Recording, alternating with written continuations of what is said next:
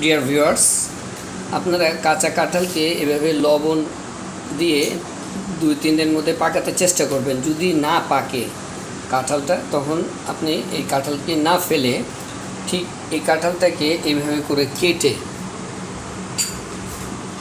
কোয়াগুলো এইভাবে বের করবেন এবং কোয়া থেকে যদি বিচিগুলো আলাদা করতে চান তাহলে এইভাবে আলাদা করে করবেন। করার পর এই কাঁচা কাঁঠালটাকে কীভাবে সুস্বাদু তরকারি বানাতে পারেন তার পরবর্তীতে রেসিপিতে আপনাদের দেখাবো। আর এই কাঁঠালের বিচি থেকে আপনারা ভর্তা বানাতে পারেন বা কাঁঠালের বিচিকে ডালে দিয়ে সুস্বাদু ডালের সাথেই খেতে পারেন।